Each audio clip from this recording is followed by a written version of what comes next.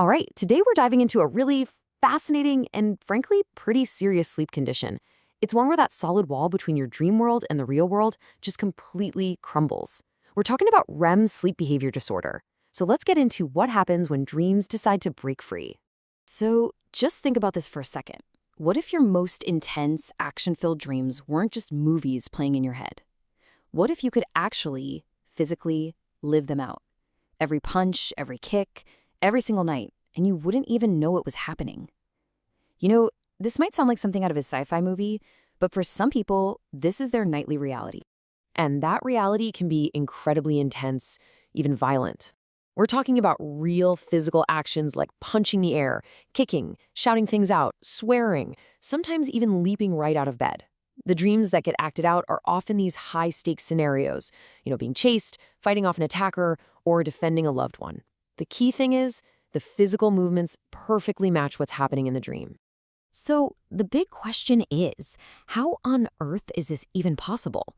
Well, to really get a handle on this disorder, we first have to understand this incredible safety feature that our brain has. It's a switch that's supposed to flip every single night. We need to figure out what happens when that switch breaks. And the whole thing boils down to this one crucial concept, REM atonia. Okay, so REM, or rapid eye movement sleep, that's the stage where we have our most vivid, story-like dreams. To keep us safe, our brain does something brilliant. It paralyzes our muscles. This atonia, which literally means a lack of muscle tone, is our built-in safety mechanism to stop us from, running a marathon in our sleep. And this paralysis command, it comes from a very specific part of our brain's mission control. Deep down in the brainstem, there are two little structures, the pons and the medulla. During REM sleep, their job is to send these powerful stand-down signals all the way down the spinal cord. These signals tell your motor neurons to just take a break, effectively shutting down muscle movement and keeping you perfectly still while your mind is off on an adventure. And this chart, this lays it out perfectly. It shows the core difference. On the left, that's normal REM sleep. The protective paralysis switch is flipped on. Your body stays still, you've got REM atonia. But on the right, with RBD, that whole system has failed. The switch is off, and your body is now free to act out those vivid dreams. So if you take away one thing, it's this.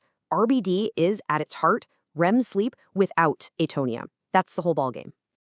Now, with all this drama, you might think diagnosing it would be a piece of cake.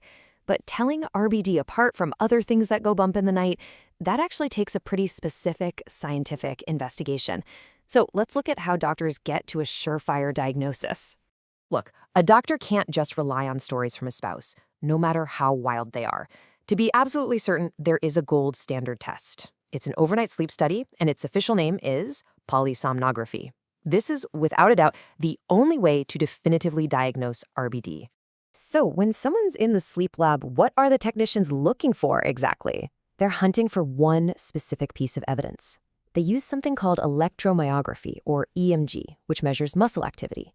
And when they see on the monitors that a person is clearly in REM sleep, they can tell by the brain waves and eye movements, but their muscles, especially under the chin, are still firing away instead of being quiet. That's it. That is the smoking gun. Documented REM sleep without atonia. That's what confirms the diagnosis. And this right here is exactly why that sleep study is so vital. You have to rule out other things. Take a look at this chart. Sleepwalking or night terrors, they happen in a totally different stage, non-REM sleep. It's usually earlier in the night, and the person is often really confused and can't remember a dream. But RBD, that happens in REM sleep, so it's later in the night, and often the person can wake up and tell you exactly what dream they were just acting out. It's a completely different event happening in the brain. Okay, we're now getting to what may be the single most important part of this whole explainer. Because you see, a diagnosis of RBD is about so much more than just managing strange nighttime behaviors. It is very often a profound early warning sign of something much, much deeper going on. Just take a look at this number for a second. Over 80%. That is a huge figure.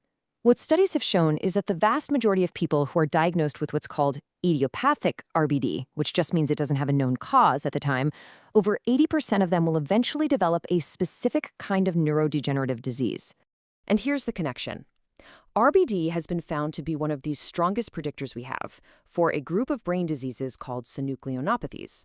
Now, these are conditions all caused by the abnormal buildup of a protein in the brain called alpha-synuclein. And get this, those same circuits in the brainstem, the pons and the medulla, that fail in RBD, they are often the very first places to be affected by this protein buildup. It's like the first domino to fall. And we're not talking about rare conditions here. This list includes some very well-known diseases: Parkinson's disease, dementia with Lewy bodies, and multiple system atrophy. What's truly incredible is that for so many people, the dream enacting behaviors of RBD can show up years, sometimes even decades, before any of the classic motor or cognitive symptoms of these other diseases appear. Now, I know that last bit of information is heavy. It's a lot to take in, but it is so important for understanding long-term health. In the here and now, though, there are very clear, very practical things that can be done to manage the disorder and, most importantly, to keep everyone safe. Job number one, without a doubt, is creating a safe space to sleep. Because the behaviors can be so unpredictable and sometimes violent, the risk of injury is very, very real, both for the person with RBD and their bed partner. This means taking simple but critical precautions: patting the floor next to the bed, moving sharp objects or clutter away from the bedside, and in some cases, it might even mean sleeping in separate beds just to prevent any accidental injuries. Now, when it comes to medical treatment, there are two main players. The first choice these days is often melatonin, usually at pretty high doses. It can be very effective, and the big plus is that it has a much better side effect profile. Then there's clonazepam. It's been used for a long time and it definitely works, but it can cause some real problems, like making people drowsy during the day or affecting their balance, which is especially risky for older adults who might already be at risk for a fall. Okay, so once someone has a diagnosis and a management plan is in place, what comes next? Well, the focus really shifts to being vigilant and committing to long-term monitoring. Because of that incredibly strong link to neurodegeneration we talked about, getting an RBD diagnosis means that regular, long-term check-ins with a neurologist are absolutely essential. This stops being just a sleep problem. It becomes a potential window into a person's future brain health, and that window needs to be watched very, very closely. And that monitoring isn't just about what happens at night. Doctors and patients have to be on the lookout for other really subtle, early clues that a synucleinopathy might be developing. We're talking about things like a fading sense of smell, ongoing constipation, maybe very slight changes in how someone moves or walks, or small shifts in their thinking. These are all potential signs that the underlying disease process might be moving forward. So, we'll end with this thought.